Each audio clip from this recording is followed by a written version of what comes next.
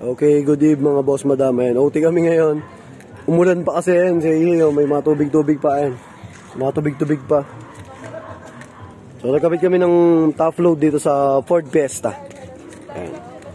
Ford Fiesta SO. Ginabi na kami yan. Nagkabit kami ng roof rail, top load sa crossbar. Okay na boss, ano ayan. So ang pinalagay ni ma'am 50x38 na steel type. Tapos yung alloy type na with G-set, then roof rail. Yan, pang hatch. So ayan, Stingray brand. Yan, uti na naman kami ngayon mga boss.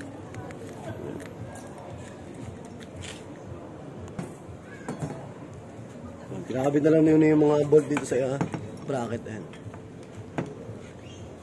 Finished product namin. Tapos, syempre, naglagay tayo ng sealant para iwas leak. Ayan. So, meron tayong silicone sealant. Then, may rubber pa yan. Kaya, doble-doble yan. May rubber na meron pang sealant. Ayan, o. Tapos may sealant pa yan. Ayan. May nakalabas pang mga sealant konti yung iba. Loob at labas niyan, mga boss. May kanyan. Sealant. Para siguradong no leak. Ayan si boss ano. So ginabi na kami. Dito kami sa may Caloocan area. Makakalat namin. Pasensya na kayo. Gabi ng ngayon lang ako nakapagkuhan. Nagmamadali kasi kami dahil paambon-ambon. Ayun na, basa-basa pa nga oh. Ayun, may mga tubig-tubig pa. Punas lang si ma'am eh. Kasi kanina umuulan ng malakas. So stop kami ng gawa. Pag huminto yung ulan, sa agawa uli. Kaya ginabi na kami.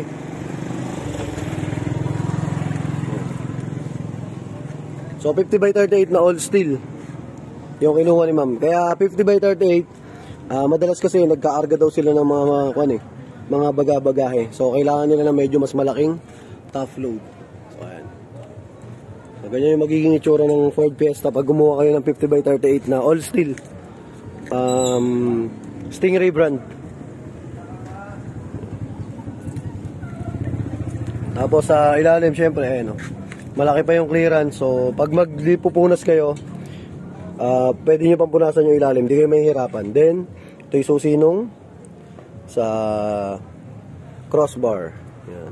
Tapos itong crossbar na to ready for owning na yan. Sa mga kumukuha ng ganyang crossbar, ready for owning na siya. Then yung tornilyo kasi nito is black screw siya, diba?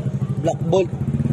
Ngayon sabi namin kay ma'am, papalitan nyo na lang sa mga motor shop ng stainless para hindi kalawangin. Kasi ang kasama na itong stainless, ayan o. Ito nyo yung tornilyo na yan. Yung pang bracket, stainless na yan. So no need ng palitan. Yung nasa harapan lang, saka yung dalawa dito. Ayun o, mga black kasi yung mga yan eh. Alin na black. So mas maganda kasi naka stainless para kahit matagal hindi kakalawangin. Tapos tingnan nyo, saktong-sakto lang to. Angat natin yung pinto, ayan. So malaki pa yung clearance. Ayan. So mga magtatanong kung kaya yung mga 50. Ayan, kasya po. Tapos ayun, ang laki pa ng clearance oh. Pag binukas yung likod. Kasi yung iba meron yung tumatama yung dito sa likod dito. Etong sa Ford Fiesta, ayan, ang laki pa. Kaya pwede nyo pang i-adjust yung top load. Ayan, so finished product na kami dito. Sinop lang kami ng gamit ni Une, then batchy na kami sa Ihey. And inulan din. So thank you. Thank you kay ma'am, man. Meron siyang food cart dito eh. Ayan, inasal and tapsilog. Unlimited chicken wings. Ayan, so thank you. Maraming salamat. Tulungan ko na si Une magsinop ng mga gamit. Tapos batchy na kami. So God bless. Maraming salamat. Ingat. Thank you.